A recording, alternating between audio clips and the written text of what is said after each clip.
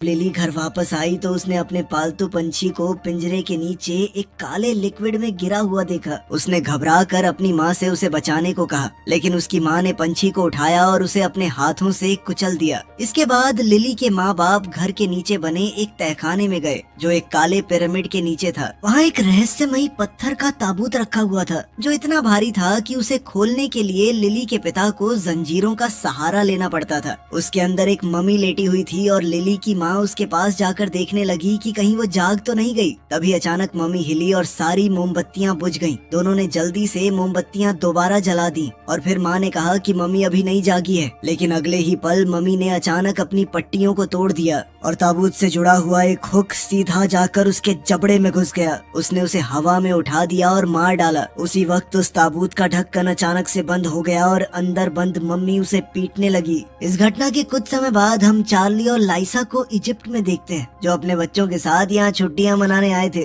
दोनों भागते हुए बाहर आए और देखा कि बच्चे लड़ रहे थे। उन्होंने तुरंत उन्हें अलग किया और पता चला कि सेबास्टियन ने केटी की डॉल बालकनी से नीचे फेंक दी थी, जिस वजह से वो टूट गई थी। लिसा को काम पर जाना था, इसलिए चार्ली ने टेप लगाकर डॉल को ठीक किया और वादा किया कि बाद में उसे किसी अच्छी दुकान पर ले जाएगा। लेकिन केटी अब भी गुस्से में थी क्योंकि सेबास्टियन को इस हरकत के लिए डांट नहीं पड़ी थी। उसे लगने लगा कि उसके माँ बाप सेबास्टियन को ज्यादा पसंद करते हैं। अपने पिता से बहस करने के बाद केटी बगीचे में खेलने चली गई। वहाँ उसने फेंस के पीछे एक औरत को खड़ा देखा। पहले उसे लगा कि वो उसकी दोस्त लिली है, लेकिन उस औरत ने कहा कि वो लिली की माँ है। उसने फूलों के साथ एक छोटा सा कारनामा दिखाया और केटी को उसकी पसंदीदा कैंडी भी दी। मगर केटी थोड़ी घबरा गई और कहने लगी कि उसे घर लौटना चाहिए। तब लिली की माँ ने उसे अपने बगीचे का एक फल दे दिया। इसी दौरान चार्ली को फोन आया और पता चला कि उसे अमेरिका में एक नई नौकरी मिल गई है। लेकिन जब वो मुड़ा तो उसकी नजर केटी के डॉल हाउस पर पड़ी और उसे कुछ अजीब लगा। उसने डॉल हाउस का दरवाजा खोला तो अंदर बहुत सारे कैंडी के रैपर्स पड़े हुए थे। हैरानी की बात ये थी कि ना उसने और ना ही लिसा ने बच्चों को कोई भी कैंडी दी थी। तो चार्ली ने सेबास्टियन से पूछा कि ये रैपर्स कहाँ से आए। इस पर सेबास्टियन ने बताया कि केटी की एक दोस्त है, वो उसे गार्डन में मिलने आती है, उसी ने दिए थे ये। उधर केटी जैसे ही फल पकड़ने लगी, लिली की माँ ने माफी मांगी और धीरे धीरे कोई मंत्र पढ़ने लगी। अचानक वो फल फट गया और उसके अंदर से एक कीड़ा निकला। वो सीधा केटी के मुंह के अंदर घुस गया। अचानक केटी सांस न ले पाने की वजह से जमीन पर गिर पड़ी।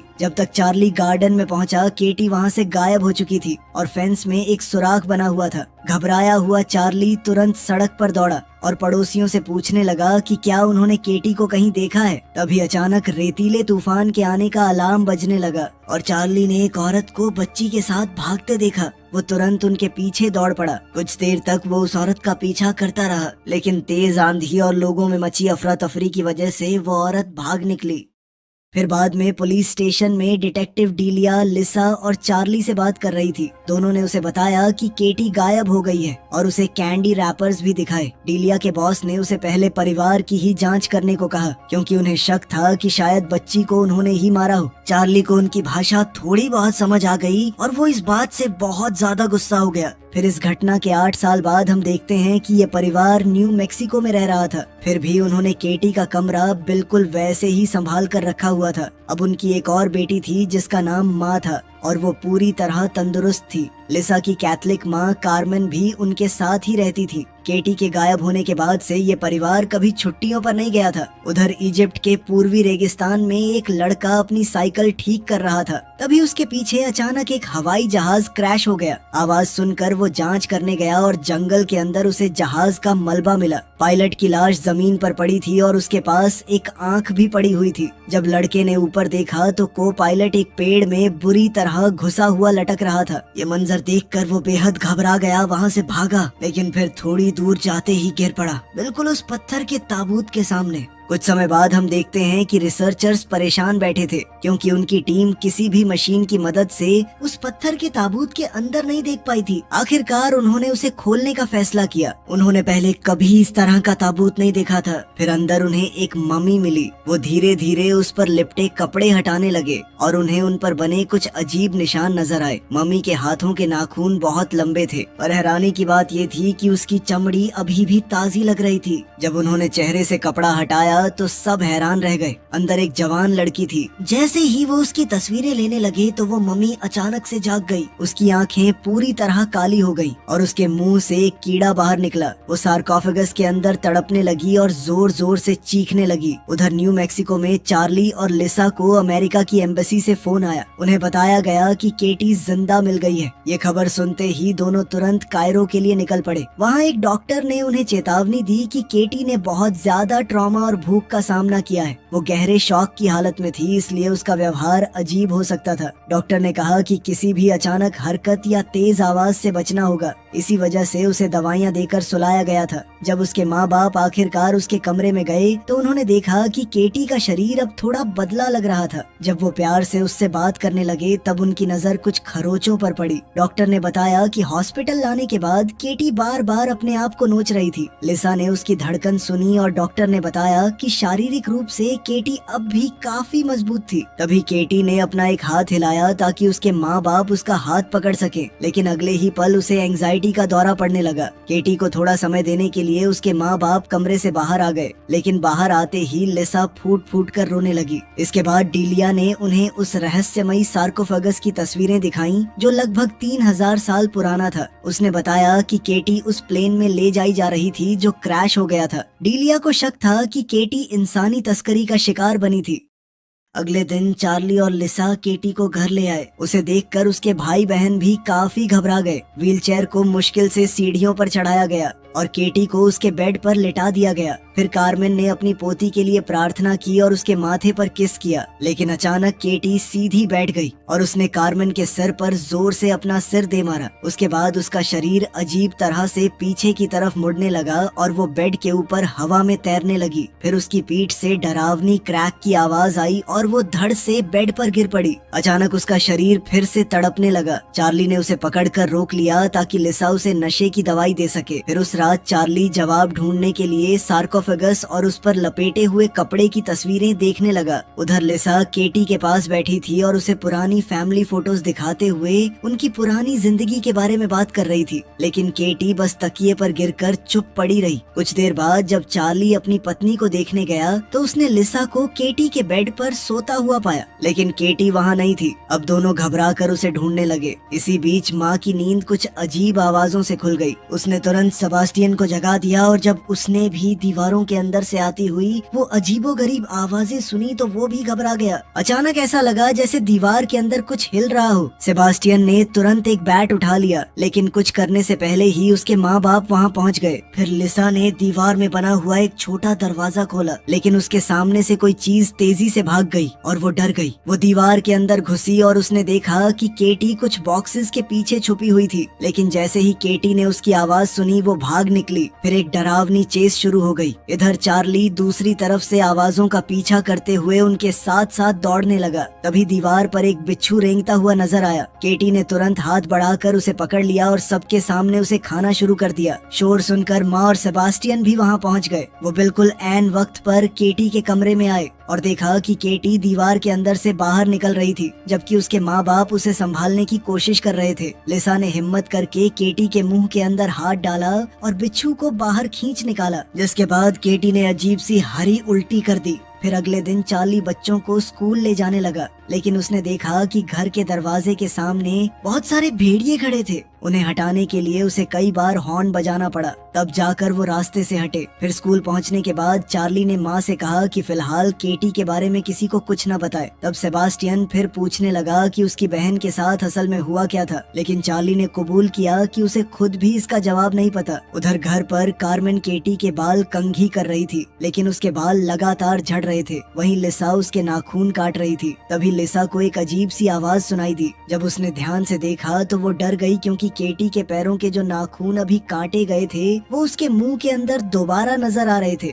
इस बीच चार्ली केटी के कमरे की दीवार वाली खिड़की पर ताला लगा रहा था कि तभी उसकी नजर गलीचे के नीचे एक खून के दाग पर पड़ी। जब उसने गलीचा उठाया तो उसका खून जम गया। नीचे एक काला चिपचिपा पदार्थ फैला हुआ था जो लकड़ी को धीरे धीरे खराब कर रहा था। उधर लिसा जब केटी का आखिरी नाखून काटने लगी तो वो इतना सख्त था कि उसे ज्यादा जोर लगाना पड़ा। इस वजह से नाखून के साथ उसकी काफी सारी चमड़ी भी उखड़ गई। अचानक चार्ली को कार्मेन की चीख सुनाई दी। वो तुरंत बाथरूम की तरफ भागा और देखा कि दोनों औरतें जमीन पर गिरी हुई थी, लेकिन केटी वहाँ नहीं थी। तभी एक आवाज सुनकर उसने देखा कि केटी सीढ़ियों से नीचे भाग रही थी। पास में दीवार पर खून से बना एक हाथ का निशान भी था। जब चार्ली ने एक दरवाजा खोला तो उसने देखा कि केटी बहुत दर्द में थी और एक लोहे की रॉड से अपने पैर को बार बार मार रही थी, जैसे वो उसे अलग कर देना चाहती हो। कुछ देर बाद हम देखते हैं कि केटी को फिर से दवाइयां देकर बेड पर लेटा दिया गया और लिसा ने उसके पैर पर पट्टी बांध दी थी। चार्ली ने कहा कि उन्हें केटी को किसी स्पेशल हॉस्पिटल में भेजना चाहिए, लेकिन लिसा ने साफ मना कर दिया। वो अपनी बेटी को दोबारा खोना नहीं चाहती थी। तभी दोनों के बीच कॉरिडोर में बहस शुरू हो गई। इसी दौरान चार्ली को एहसास हुआ कि लिसा अब भी केटी के गायब होने के लिए उसे दोष देती है, लेकिन चार्ली ने याद दिलाया कि उसे भी उस कैंडी वाली दोस्त के बारे में कुछ पता नहीं था। ये बात सुनकर लिसा और ज्यादा दुखी हो गई और उसने चार्ली के मुंह पर दरवाजा बंद कर दिया। फिर बेडरूम में लिसा रोते हुए केटी से बात करने की कोशिश करने लगी। वो उससे बोलने के लिए कह रही थी, लेकिन जब कोई जवाब नहीं मिला तो गुस्से में उसने केटी को हल्का सा झंझोड़ दिया। इसके जवाब में केटी ने उसके मुंह पर थूक दिया। वहीं दूसरी ओर बाथरूम में चार्ली को केटी की उखड़ी हुई चमड़ी का टुकड़ा मिला। ध्यान से देखने पर उसे उस पर कुछ अजीब निशान दिखे। फिर अपने डेस्क पर जाकर उसने चमड़ी की परतें अलग की और हैरान रह गया जब उसने देखा कि उस पर बने निशान बिल्कुल वैसे थे जो सार्कोफेगस के कपड़े पर बने हुए थे। फिर अगले दिन चार्ली एक आर्कियोलॉजी प्रोफेसर के पास गया और उसे निशान की तस्वीरें दिखाई। प्रोफेसर ने बताया कि ये तो एंशिएंट इजिप्ट की एक भाषा है, ये तुम्हें कहाँ से मिली? तब चार्ली ने उससे गुजारिश की कि वो इसे पढ़ने की कोशिश करे। उस रात चार्ली केटी का हाथ पकड़कर उसके पास बैठा रहा और रोते हुए उससे माफी मांगने लगा। तभी उसने एक अजीब सी आवाज सुनी। ध्यान से सुनने पर उसे समझ आया कि केटी के मुंह की लगातार क्लिक करने वाली आवाजें असल में मॉर्स कोड थीं। चार्ली ने तुरंत नोटबुक निकाली और सारे सिग्नल्स लिखने लगा। फिर वो दौड़कर केटी की पुरानी चीजें ढूंढने गया, जिसमें एक मॉर्स कोड गाइड भी थी। जब उसने मैसेज को डिकोड किया तो वो बार बार सिर्फ एक ही नाम दिखा रहा था, लिली। चार्ली ने तुरंत डीलिया को फोन करके ये बात बताई।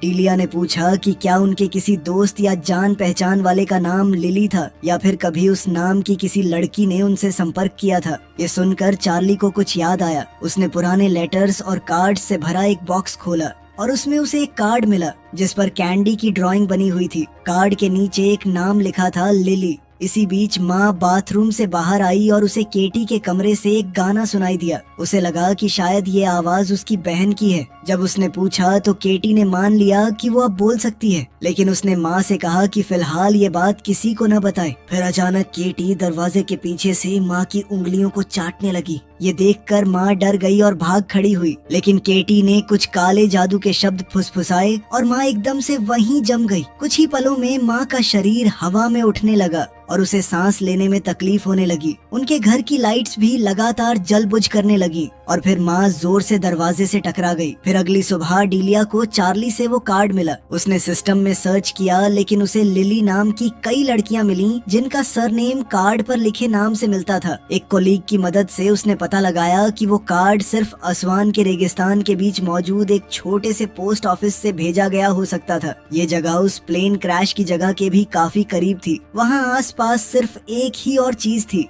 एक नेक्टरीन के फलों का खेत। अब रेगिस्तान के बीच ऐसा खेत होना काफी अजीब बात थी। फिर डीलिया ने केटी के किडनैपिंग वाले दिन की तस्वीरें दोबारा देखी और उसने जमीन पर पड़ा हुआ वो फल भी देख लिया। उधर चार्ली आर्कियोलॉजी प्रोफेसर से मिला। प्रोफेसर ने बताया कि वो अजीब लिखावट वाकई हायराटिक भाषा में थी और उसे एक मम्मी को बांधने वाले कपड़ों पर लिखा गया था। फिर उसने बताया कि उसमें एक नाम बार बार लिखा हुआ था, नास्मारानियन। फिर प्रोफेसर ने प्राचीन इजिप्शियन मॉन्स्टर्स पर हुई एक इंटरनेशनल लेक्चर की रिकॉर्डिंग चलाई। उस लेक्चर के मुताबिक नास्मारानियन एक बहुत पुराना राक्षस था जो परिवारों को बर्बाद कर देता था। वो एक इंसान से दूसरे इंसान में जाकर नफरत फैलाता था। उसे रोकने का सिर्फ एक ही तरीका था, वही शब्द जो उन प्राचीन बाइंडिंग्स पर लिखे गए थे। इन बाइंडिंग्स को उस व्यक्ति के शरीर पर लपेटा जाता था जो राक्षस के कब्जे में हो, ताकि नास्मारेनियन उसके अंदर ही कैद रहे। खैर, उधर स्कूल में हम देखते हैं कि माँ अचानक अपनी टीचर की बेइज्जती करने लगी थी। उसी वक्त घर पर केटी मुस्कुरा रही थी क्योंकि वो अपनी छोटी बहन को कंट्रोल कर रही थी।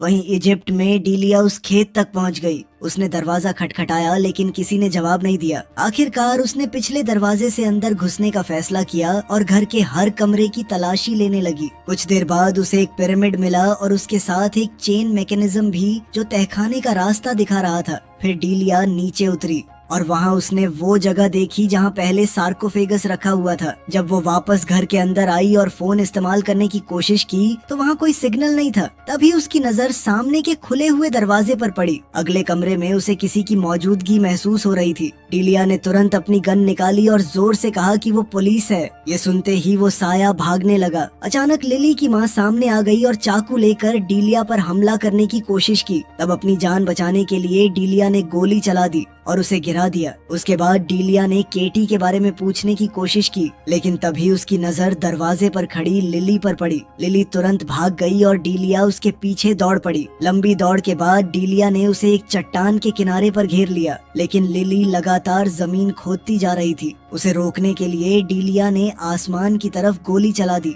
तब लिली ने अपने हाथ में पकड़ा हुआ एक बॉक्स दिखाया जो उसने अभी अभी जमीन के अंदर से निकाला था। जब डीलिया ने बॉक्स खोला तो उसे अंदर एक टेप मिली जिस पर केटी लिखा हुआ था। इसी बीच लिसा बाथटब भरने की कोशिश कर रही थी, लेकिन नल से साफ पानी की जगह काला पानी निकलने लगा। घबराकर वो तुरंत बेसमेंट में गई ताकि पूरा पानी का सिस्टम बंद कर सके। वहाँ उसे पाइप्स के अंदर से कुछ अजीब आवाजें भी सुनाई दी। साथ ही उसकी नजर चार्ली के लाए हुए कार्ड्स और कागजों पर भी पड़ी। उधर चार्ली बच्चों को स्कूल से लेकर घर लौट रहा था। रास्ते भर माँ बार बार वही बुरी गालियाँ दोहरा रही थी जो उसने पहले बोली थी। तब चार्ली ने सेबास्टियन से कहा कि वो अपनी माँ को स्कूल में हुई बात के बारे में कुछ न बताए। वहीं घर पर कार्मेन केटी के कमरे में बैठी प्रार्थना कर रही थी। अचानक केटी ने उसका हाथ काट लिया और उस पर झपट पड़ी। फिर केटी ने कहा कि वो चाहे तो उसका दिल धड़कना बंद कर सकती है। ये सुनकर कार्मेन ने उसे जोर से धक्का दिया और कमरे से भागने की कोशिश की, लेकिन केटी ने अपनी ताकत से दरवाजा बंद कर दिया। जब कार्मेन पलटकर देखती है तो केटी वहाँ से गायब थी और व्हीलचेयर अपने आप हिल रही थी। अगले ही पल केटी उसके पीछे नजर आई और उसने कार्मेन को जोर से गिरा दिया। वो इतनी जोर से गिरी कि उसके नकली दांत मुंह से बाहर आ गए। कार्मेन ने अपना जीसस का क्रूसिफिक्स पकड़ा और दोबारा प्रार्थना करने लगी, लेकिन केटी हंसने लगी और अपनी शक्ति से माला को ही कार्मेन के गले में कस दिया। फिर उसने वहशी आवाज में कहा कि मरना काफी मजेदार होता है। इतना कहकर उसने कार्मेन को खिड़की से बाहर फेंक दिया। कुछ देर बाद चार्ली और बच्चे घर पहुँचे और उन्होंने देखा कि वो भेड़िए अब नहीं है यहाँ पे। तभी कार्मेन सीधा उनकी गाड़ी के बोनट पर आकर गिरी। माँ ये देखकर हंसने लगी, जबकि चार्ली तुरंत कार्मेन की मदद के लिए भागा, लेकिन उसी वक्त एक भेड़िया गाड़ी के दरवाजे के पास आ गया। उधर लिसा जब केटी के कमरे में गई तो उसने देखा कि केटी आराम से बेड पर सो रही थी, लेकिन जब उसने खिड़की से बाहर देखा तो उसका खून जम गया। बाहर भेड़िए उसकी माँ के शरीर को नोचकर खा रहे थे। वहीं दूसरी ओर पुलिस स्टेशन में डीलिया ने टेप चलाई। वीडियो में लिली की मां नजर आई। वो कह रही थी कि एक मासूम बच्चा सबसे बेहतर होता है क्योंकि उसका शरीर ज्यादा देर तक टिकता है, लेकिन जरूरत पड़े तो कोई भी इंसान काम आ सकता है। उसके बाद वीडियो में प्राचीन भाषा के कुछ शब्द और एक अजीब सा काला जादू दिखाया गया। डीलिया ने लिली से पूछा कि इस टेप का मतलब क्या है। जब लिली ने जवाब नहीं दिया तो डीलिया ने उसे झंझोड़ दिया। तब लिली ने अपना मुंह खोला और दिखाया कि उसकी जुबान काट दी गई थी। डीलिया ने पूछा कि क्या ये उसकी माँ ने किया था, तो लिली ने हाँ में सिर हिला दिया। फिर काफी मुश्किल से लिली ने समझाया कि एक बार उसने सच बताने की कोशिश की थी और सजा के तौर पर उसकी जुबान काट दी गई। उसने ये भी बताया कि केटी को सार्कोफेगस से बाहर नहीं होना चाहिए था। जब डीलिया ने और जानकारी मांगी तो लिली ने सब कुछ लिखकर बता दिया। सब पढ़ने के बाद डीलिया ने तुरंत चार्ली को फोन करने की कोशिश की, लेकिन उसने कॉल नहीं उठाया। उधर कार्मेन के अंतिम संस्कार के दौरान माँ अपना दांत खींचती रही जब तक कि वो जड़ से निकल नहीं गया। वहीं चार्ली केटी के बंद कमरे के बाहर बैठा हुआ था। तब सेबास्टियन आया और उसे बताया कि उसकी माँ उसे बुला रही है। चार्ली फिर लिसा के पास गया। इस बार लिसा भी मान चुकी थी कि केटी को किसी खास हॉस्पिटल में भेजना ही पड़ेगा। इसी दौरान सेबास्टियन केटी के कमरे के बाहर पहरा दे रहा था। तब उसने अंदर से केटी की आवाज सुनी। केटी बहुत प्यार और मासूमियत से बोल रही थी कि वो भी सबके साथ रहना चाहती है। ये सुनकर सेबास्टियन डर गया। वो दौड़कर अपने कमरे में चला गया और हेडफोन्स पहनकर खुद को उस आवाज से दूर करने की कोशिश करने लगा, लेकिन सेबास्टियन के दिमाग में अब भी केटी की आवाज गूंज रही थी। केटी उससे पूछ रही थी कि क्या उसे वो गुड़िया याद है जो उसने बैल्कनी से नीचे फेंक दी थी। फिर उसने कहा कि उसी बात से उसे भी ग्रैंडमा को फेंकने का आइडिया मिला था। उधर किचन में माँ के सारे दांत टूट चुके थे। छत पर एक दाग नजर आ रहा था जो बिल्कुल केटी के कमरे में मिले खून के दाग जैसा था। कुछ ही देर में वो हिस्सा टूट गया और अचानक उसमें से केटी बाहर आ गई। फिर माँ कार्मेन के ताबूत के पास गई और उसके मुंह से एक धागा खींचने लगी। धागा खींचते ही कार्मेन का मुंह खुल गया। जब माँ ने अपने माँ बाप की तरफ मुस्कुरा कर देखा तो उसके मुंह में कार्मेन के दांत लगे हुए थे। तभी एक आदमी गलती से उससे टकरा गया तो माँ अचानक उस पर टूट पड़ी और उसकी गर्दन पर झपटने लगी। जब आसपास के लोग उसे रोकने की कोशिश कर रहे थे तब केटी छत पर रेंगती हुई ताबूत के ऊपर पहुँच गई। फिर वो सीधा ताबूत में कूद गई और कार्मेन पर टूट पड़ी। ये देखकर लिसा घबरा गई और केटी को बाहर खींचने के लिए दौड़ी, लेकिन ताबूत का स्टैंड टूट गया और दोनों शरीर बाहर गिर पड़े। उसी पल माँ होश में वापस आ गई, जबकि केटी कार्मेन के जख्मों से बह रहा खून चाटने लगी। फिर अंतिम संस्कार खत्म होने के बाद केटी को व्हीलचेयर से बांध दिया गया और उसके कमरे की खिड़की भी सील कर दी गई। अब चार्ली उसके कमरे में बैठकर उस पर नजर रखने लगा, लेकिन इससे भी केटी की शक्तियाँ नहीं रुकी। वो बार बार सेबास्टियन को अपना सर बेड से टकराने पर मजबूर कर रही थी। उधर लिसा सामान पैक कर रही थी और माँ लगातार उसे बुरा भला कह रही थी। वो कह रही थी कि लिसा एक बुरी माँ है। तभी अचानक केटी की व्हीलचेयर हवा में उठने लगी और इसी दौरान घंटी बजी। दरवाजे पर डीलिया थी। वो अपने साथ वो टेप लाई थी और लिली की माँ ने जो कुछ कहा था उसका मतलब समझाने लगी। उसने बताया कि एक शरीर लंबे समय तक राक्षस को रोक नहीं सकता, इसलिए राक्षस को कैद रखने के लिए बार बार एक नया शरीर तैयार करना पड़ता है। जब से उनके परिवार को ये श्राप मिला था तब से 82 बार मम्मी बनाने वाला काला जादू किया जा चुका था। लिली की माँ ने ये वीडियो इसलिए रिकॉर्ड की थी ताकि आने वाली पीढ़ियां भी इस प्रक्रिया को जारी रख सकें। वीडियो में फिर केटी को सार्कोफेगस के ऊपर लटकाया हुआ दिखाया गया। उसके पास पिछली मम्मी भी रखी हुई थी। जैसे ही लिली की माँ मंत्र पढ़ने लगी, मम्मी जाग उठी। उसके मुंह से एक काला लिक्विड निकला जो उसने केटी के मुंह में थूक दिया। इसके बाद सब लोगों ने केटी को जादुई कपड़ों में लपेट दिया और उसे सार्कोफेगस में बंद कर दिया। डीलिया ने समझाया कि राक्षस को जमीन के नीचे कैद रखना होता है, लेकिन अब वो आजाद घूम रहा था।